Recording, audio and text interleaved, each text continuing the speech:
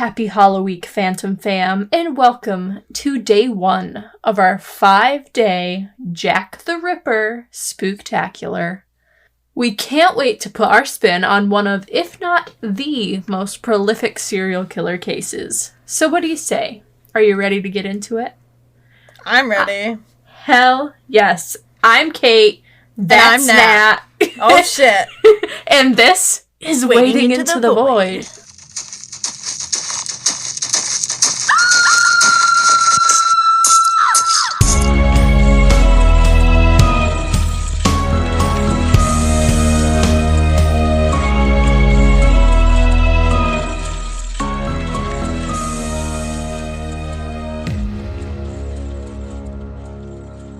Okay, we're here. We're doing this. Wading into the Void's second annual Halloweek Spooktacular.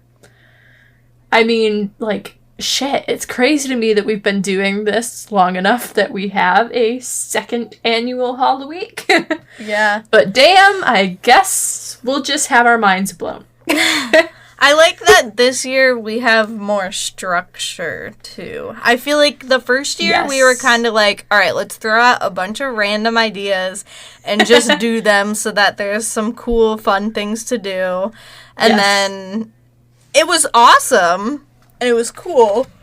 Yeah, it was. But this year is definitely going to be much more cohesive. Yeah. I really like the format we're rolling with this year, and I think the listeners are going to like it too. So. I think every year's probably going to be significantly different, but I'm happy with this year. Yes, yes, yes.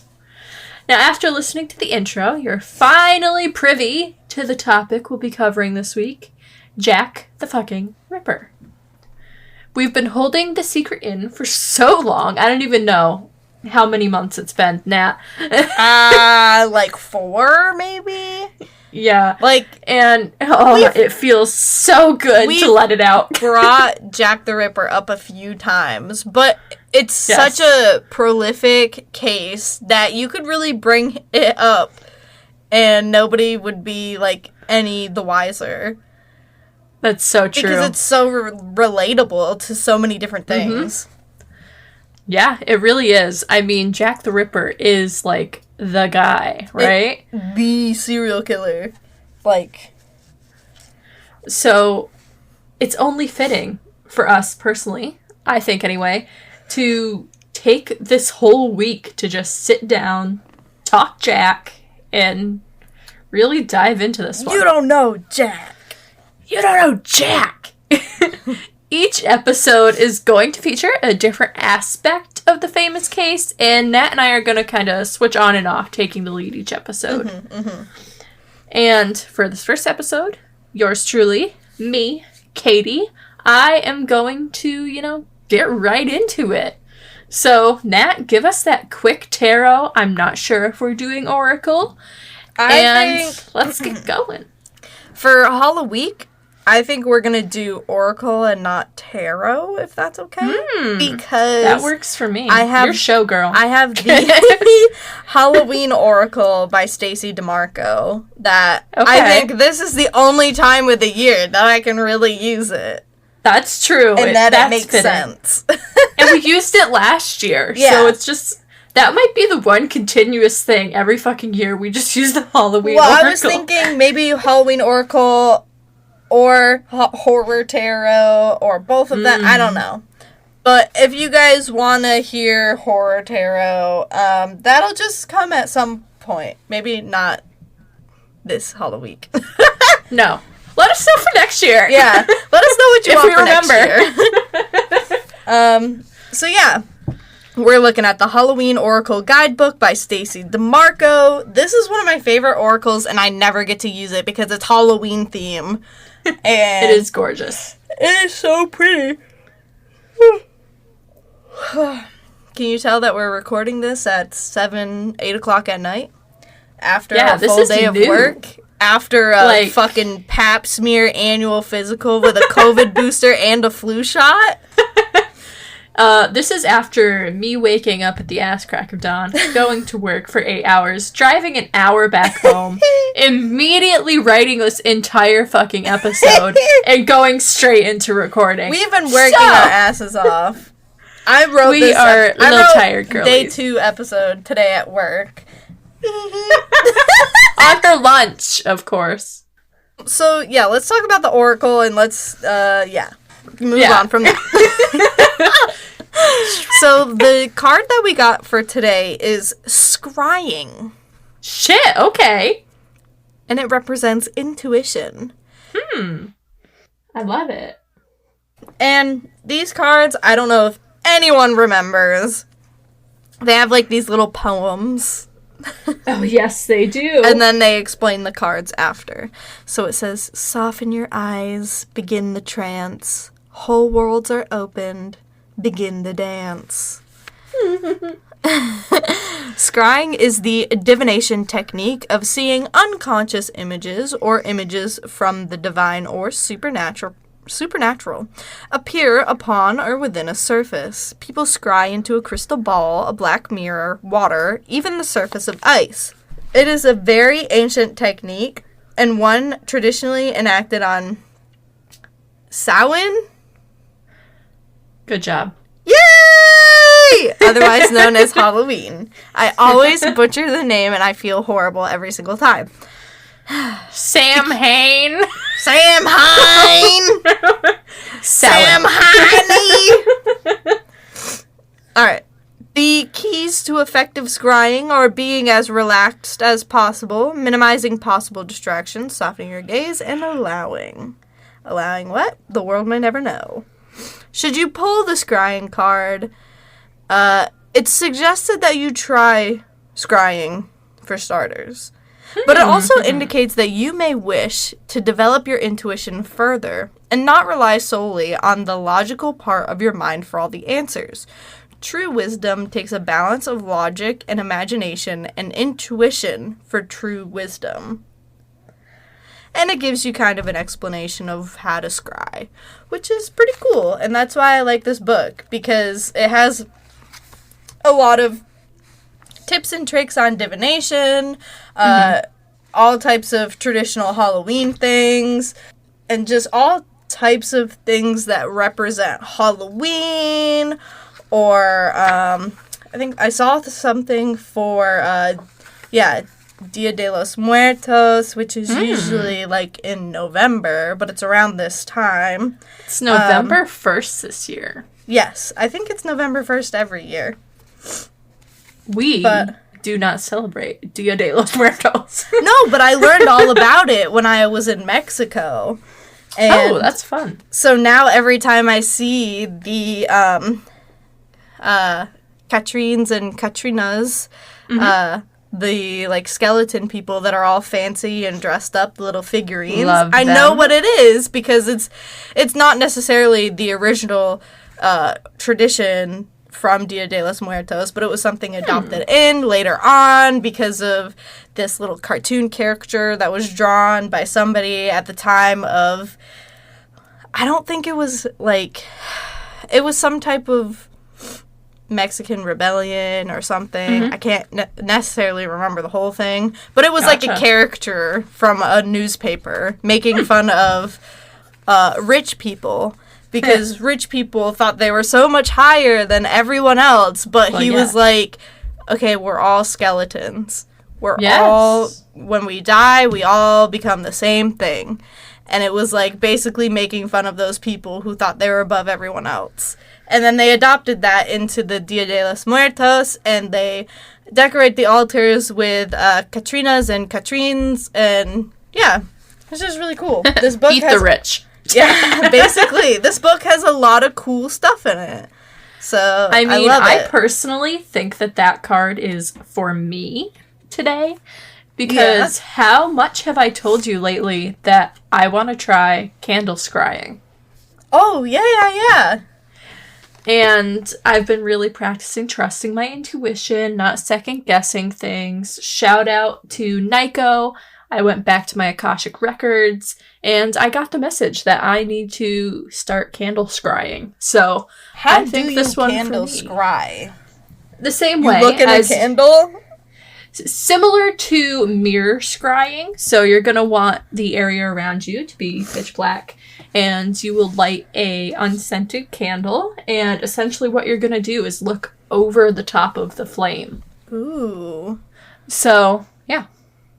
All right, try it? We are learning things. I want to try that. Party! Candle scrying party! That is not worrisome at all. Just casually burns down a property or something. Because one of our klutzy asses will kick it if we try and get up, but it's fine. I'll fucking set myself on fire somehow, like, run around, like, do you remember, Waterboy and Fire Girl? I just got, talking about Shark Boy and Lava Girl. No, it was a game. Oh, it was a game on Cool Math Games. I thought you were just really butchering Shark Boy and Lava Girl, and I'm like, Jesus. I'm like, that's a classic, and you're killing it. No, there was a game on Cool Math Games called, like... Oh, wait, shit, Fire I do Girl, remember. Water Girl, You just Fire opened Boy, something up in my memory. Yes, and when the fire one goes in the water, it, like, fucking evaporates, and when the water goes in the fire, it evaporates, but they, like, scream and run, and I just that's me if I try candle scrying. I fucking catch myself on fire and run around like a bitch screaming. I was not ignoring you. I found the game. It is yes! Wait, you could play 2-player. We should totally play this. Catch us streaming Fire Boy and Water Girl in the Forest Temple. No, that would be a sick-ass fucking stream. You know how many people would watch that? Just for the nostalgia? If you Our series is just going to be us fucking streaming coolmathgames.com. Dude! If I don't get to play Blick Block, I will scream. Oh my god! Yes, I would totally stream that on my Twitch account.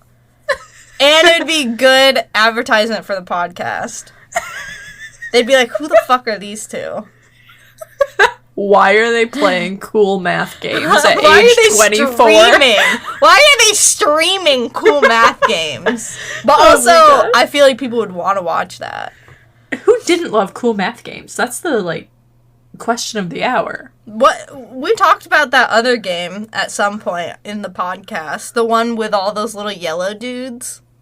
Oh, yes. I forgot what it's called. I can't remember either. There's, like, yellow and blue dudes, and you, like, push them with air and, like, suck them in, and...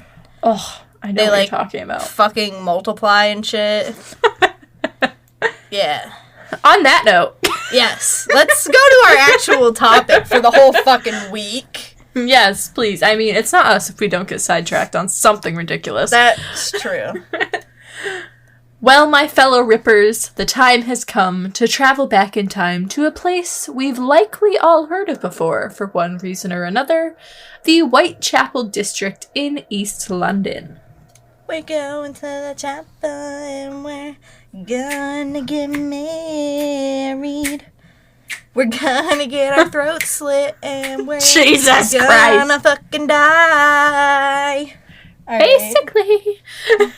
During the 18th and 19th century, Whitechapel was considered to be the most prolific slum in all of London.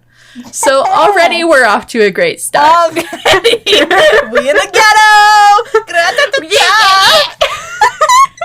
A couple of the streets were so prolifically bad that they were deemed, and I quote, perhaps the foulest and most dangerous streets in all of the city. Oh my god. So, big feats, you know. Whitechapel thrived on violence, robbery, and severe alcoholism, which was defined by extreme poverty, poor housing, foul sanitation, public intoxication, homelessness, and, of course, sex work.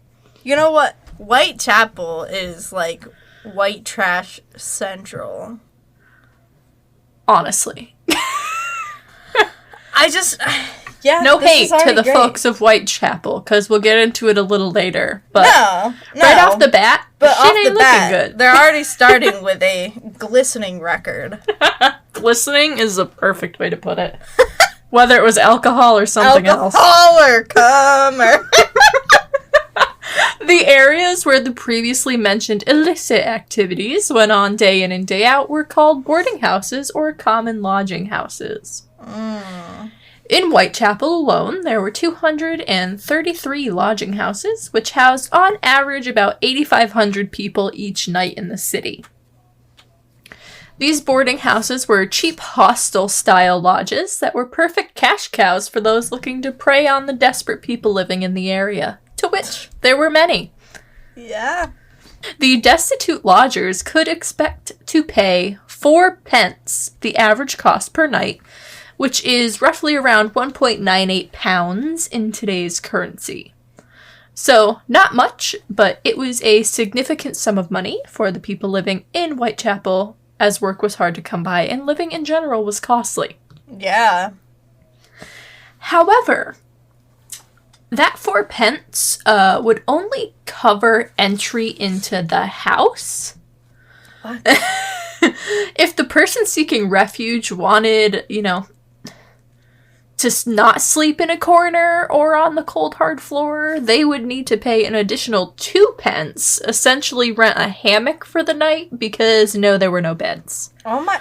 How the fuck were the prostitutes prostituting in a hammock?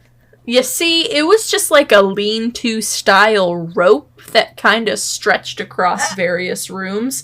So, imagine Survivor. Sorry, that's so fucked up. But yeah, that's no, so funny to just imagine them in, a fucking Survivor hut that they make. Yeah. Worst part is, a lot of the times, the, sex workers and things wouldn't even get it on in the common house because you'd have to pay to enter. Oh, so a lot of the times they just hike their skirts up and Johnny and her would go at it in the dark alley corner and it'd be a fun time, It's a fucking... That's just how it be. What is the when name? You're all poor. Sex corridor. Yeah, pretty much. I can't speak. Don't listen to me. It is past 8 o'clock. I think we get a pass. Past my damn bedtime. Oh gosh. All of these costs were actually the same for adult men and women, and even children. What? Yeah, so everyone paid the same price, which made it clear that the lodging owners showed little mercy for those in dire need of any help whatsoever. Awesome. Yeah. You see, Whitechapel had a rapid population boom in the 18th and 19th century, due in part to an increase of industry work in the area. This resulted in very little housing opportunities for the citizens living in the districts. As a result, entire families would actually end up living like sardines packed in a single small room at one of the previously mentioned lodging houses. Many of these housings lacked not only sanitation, but ventilation as well, which led to ongoing sickness. Diseases like tuberculosis and cholera were commonplace among residents. So not only were you paying to get into these places to avoid, the elements in the winter, so you didn't want to freeze to death at night, you took the gamble of either freezing to death outside or getting tuberculosis or cholera and dying from the conditions inside the living house. So, pick your poison, essentially. Yeah, there's no win-win situation. No. The poor sanitation, though, was not confined to the interior of the house. The streets were littered with trash and lined with open sewers. Yeah, I was gonna say, this is the time where, I know, in the 1700s, in the mid-1700s, yes. We're talking about late 1800s now, but, in 100 years, they probably didn't have great sewer systems. This is, around the time when they just have shit on the ground all the time. Yeah, like, people be tossing that literally out the window in buckets. People don't regularly wash their hands. People don't regularly bathe. Who knows if people regularly wipe their ass at this point, okay? They might just be walking around with shit between them cheeks. So, can we get a huge thank you and round of applause to modern plumbing? I mean, if I had to wear one of those dresses, if I had to wear one of those dresses, I am not wiping my butt.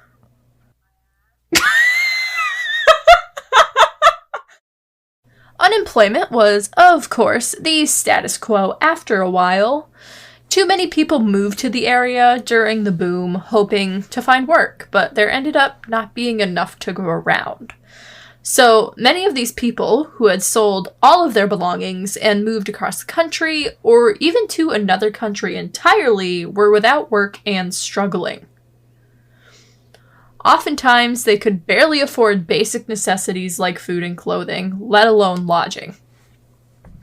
Those that did have work tended to work at the nearby docks or factories, where conditions were, unsurprisingly, also terrible. The wages were essentially unlivable, and many of those with families, and even those without, resorted to begging and a life of crime to make ends meet.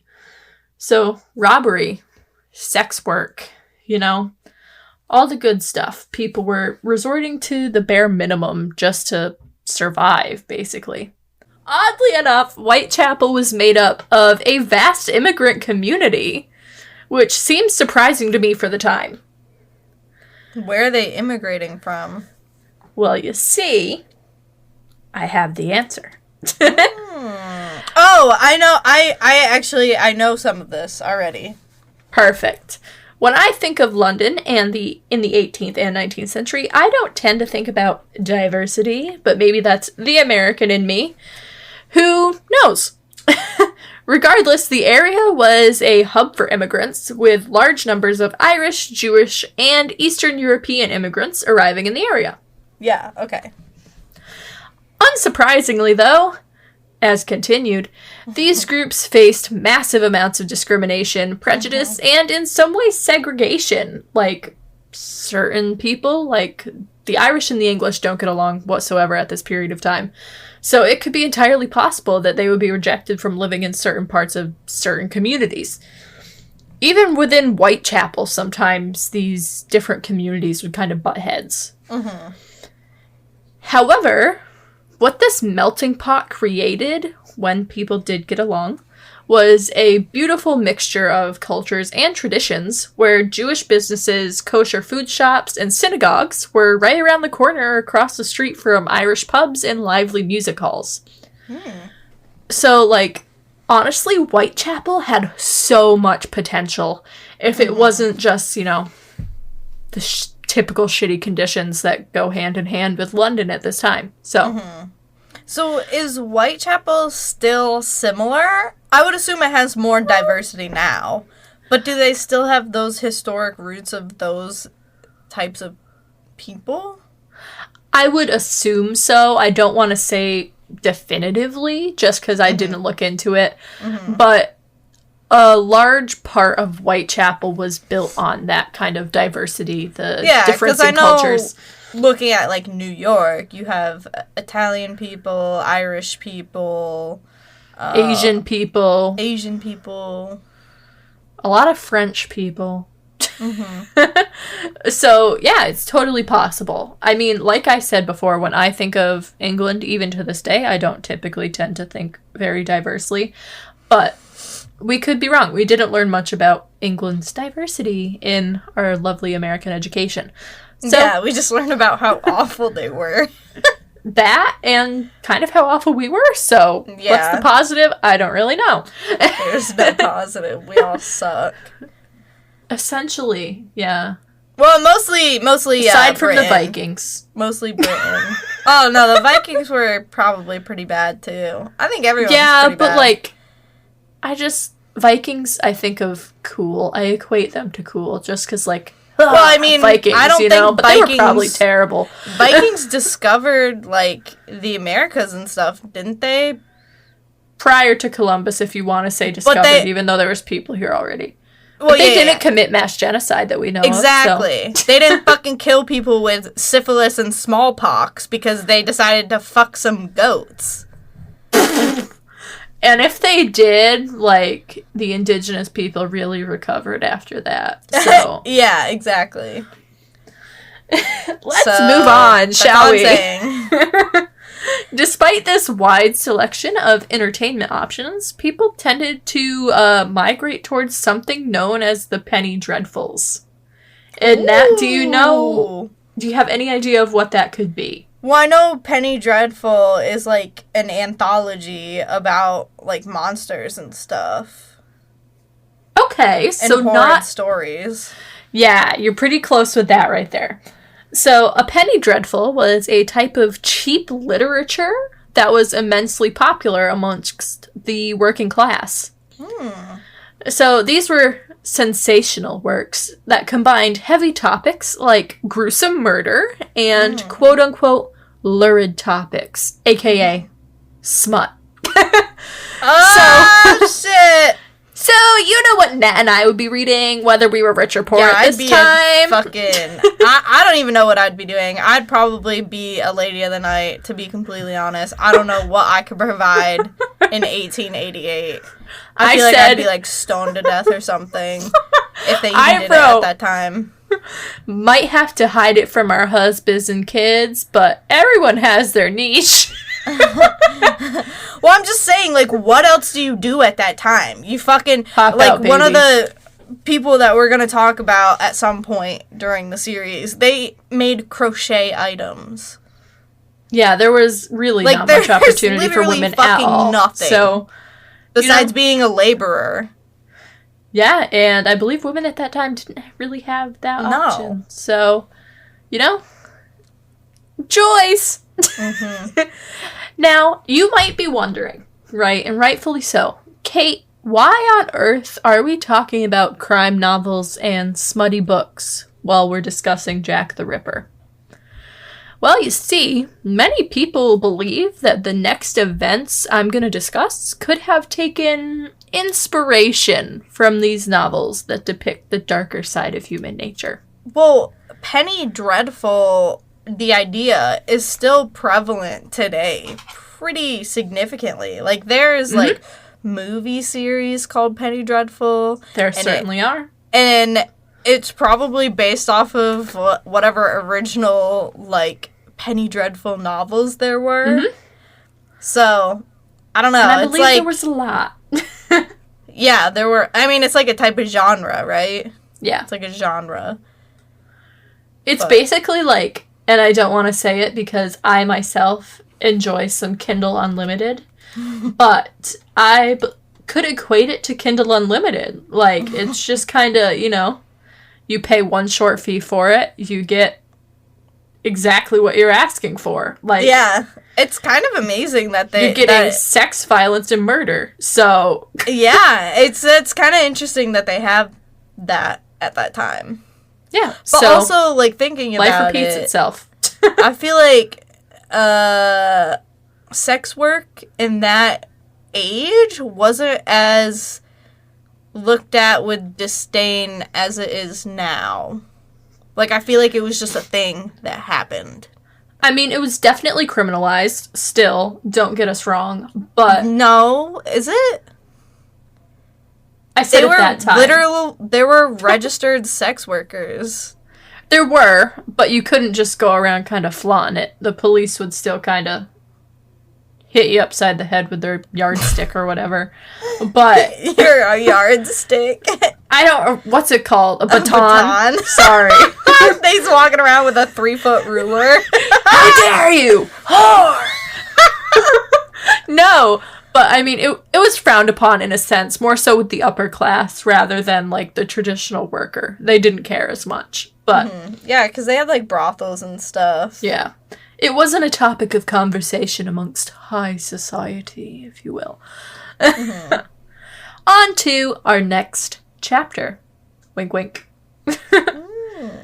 This one begins in 1880 when a woman named Mary Ann Nichols, or Polly, as her acquaintances called her, chose to part ways with her husband and 5 children and relocate to Whitechapel on her own. So, I'm just gonna say it, Mary, that's kind of like a shitty thing to do, but, honestly, I understand. I mean, like, it's not good. I wouldn't recommend it unless he was, like, kicking the shit out of her or something, but treating the kids really well. Yeah. So, I don't know. We don't have the whole story. I'm just gonna say, Mary, not a good look. Okay? But, from that moment on, Mary's life was pretty much a constant downward spiral, so, like, I'm not gonna hit her too hard for her choice. It didn't take too long for her to turn to the bottle and drown her sorrows in alcohol when she wasn't biding her time at 2 of the common houses in the area. Wilmot's, which was located at 18th Thrall Street, and the White House, located at Flower and Dean Street.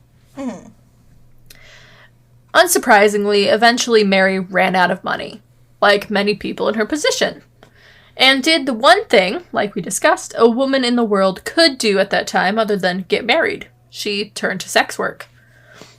The little money that Mary earned during her trysts would pay for her bed in the poorhouse, food for her to eat, and, of course, the alcohol she used to feed her addiction. However... Damn. Mary's life was not good. So that's why I'm going to say we're not going to hit her too hard for her not so great decision at the start. It's just so interesting. Like, I wonder if...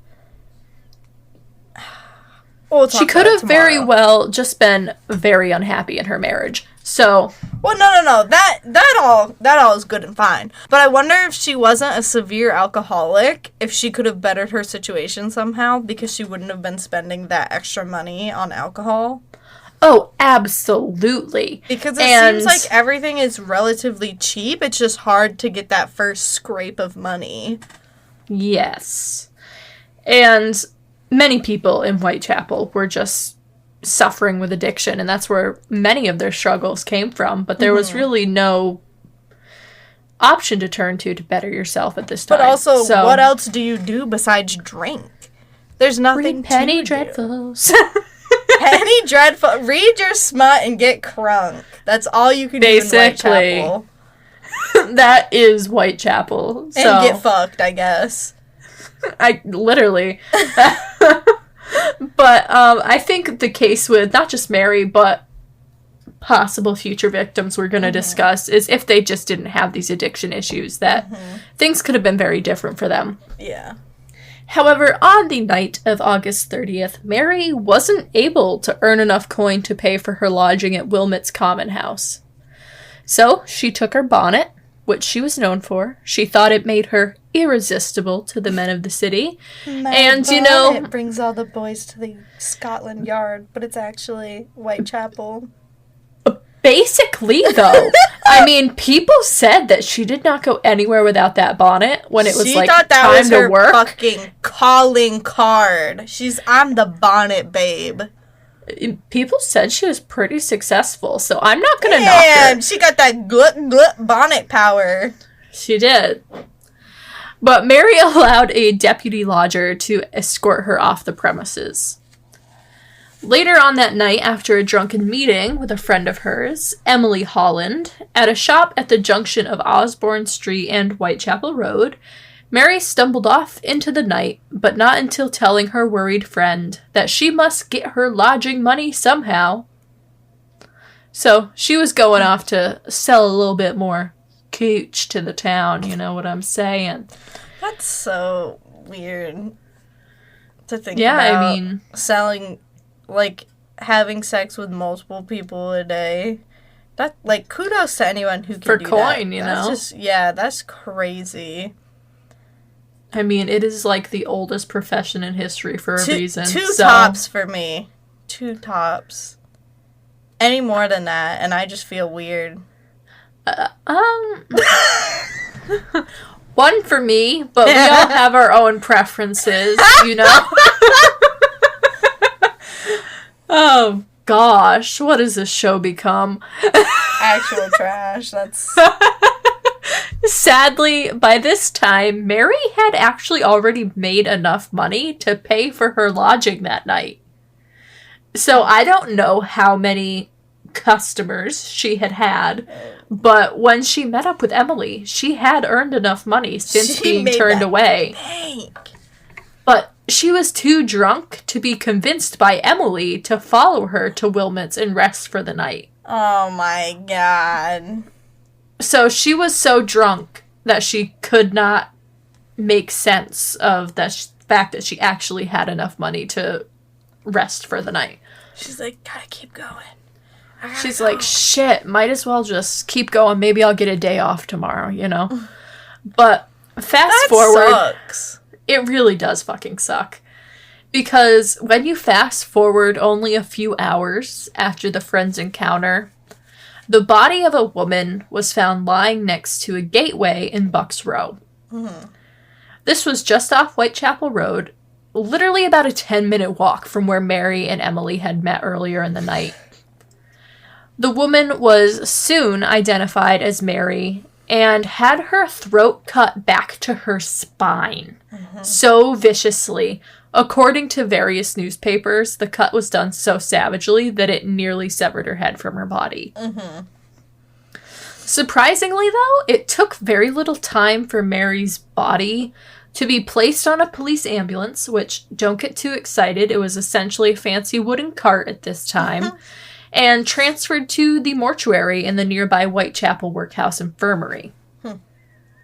It was here that Inspector Spratling of the Metropolitan Police J Division made the shocking discovery that in addition to the horrific gash made to Mary's throat, she had also been disemboweled.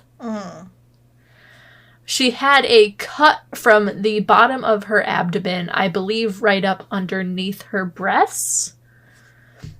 The police were actually able to track down Mary's father, a man named Edward Walker, and brought him to the mortuary. Which, personally, I think, since Mary had, no forms of identification on her at this time, we don't have government-issued IDs and shit, the police were able to, find her father like that. I was actually kind of impressed. It must have been based off of, rumors and people who actually knew her from walking around. Mm-hmm. That's my guess, but, say what you want about Scotland Yard, but, they did a little bit of work at the beginning. Well, I don't... Isn't Scotland Yard in Scotland? No, bitch. Really? They're in England, yes. Why are they called Scotland Yard? It's just the branch of the police division. Really? Yeah, look it up. You have to love it. Why? That's so weird. Scotland Yard is the people that are investigators in the Sherlock Holmes series, which takes place in England. That's just so Are the weird. connections drawing why is now? It called, let's see. Why is it called Scotland Yard? Okay, so it says, the London Police Force, the Metropolitan Police, was originally stationed at Whitehall and had a back entrance which faced Great Scotland Yard. Ah, I see. Whatever the hell that is. A park, probably, of some sorts. Let's Google that. It's a street. I'm gonna say it's a park. It's a fucking street. Well, that's disappointing. They could have at least. That's what I'm saying. None of this shit makes sense. But I was Fun so times. right with my joke. That was fucking amazing. Jesus. Regardless, the police were able to track down Mary's father, Edward Walker, and brought him to the mortuary, and he easily identified his daughter's body. And apparently, due to the circumstances of the situation, vicious murder, the police wanted, one more witness to actually confirm that, yes, this is Mary. So they found her eldest son. And she abandoned? Yeah. And got him to also identify her body. That's I don't know if her son was also in the area at the time, Like, he could have been older. Them, but they're not that far? What? It is possible. I don't know. I couldn't dig up much information on the previous most location of it's like Mary's eyewitness. Family. Yeah. From there, crazy. Mary's estranged husband, William Nichols, also made his way to the mortuary to view the body. Reports claim that he was genuinely distressed by what he saw. Witnesses, would be too. Right? Witnesses say that he shook his head in disbelief, which seems a little normal to me. Mm-hmm. But then he whispered to her sadly, "I forgive you as you are, what you have been to me." Oh. So I think he might have still loved Mary. Yeah, I think Mary was just in a really tough spot mentally. Yeah, I think Mary was just really struggling.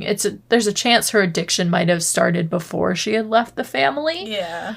So, you never know. But after emerging from the mortuary, looking incredibly pale, pretty much like he was about to pass out, William is said to have sighed and said, "Well, there's no mistake about it. It has come to a sad end at last." Mary's funeral happened in secrecy in hopes to deter morbid sightseers, which were common at this time, because we've made it a very clear point. What the fuck is there to do at this time? So people had this fascination with viewing crime scenes and dead bodies, and I suppose it's really no different than what we're doing now, but to each their own. But think of it on a scale like times 100. Yeah. They don't have TVs. They don't have cell phones. They were seeing this shit in person, and they were like, yeah. Great these Tuesday are afternoon. The types of people that watched public executions. Maybe not during this time, but with the lack of technology, like, that's what you got for entertainment. And this is also a great time for the government and authority to create mass hysteria in large groups of people to easily control them, especially in an area like Whitechapel, where everybody is struggling and poor and maybe not the best people. It is like the perfect scenario for a situation like this to happen. It really is.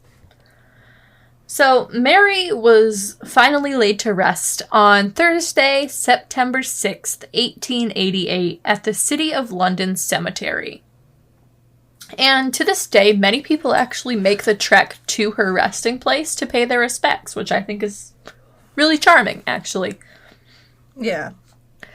Sadly, little did London know that this one horrifying event wasn't the end. Oh no, it was just the start. Yes. Mere days after the murder of Mary Nichols, the killer would strike again. And that, Phantom Fam, brings us to the end of Halloweek, day 1.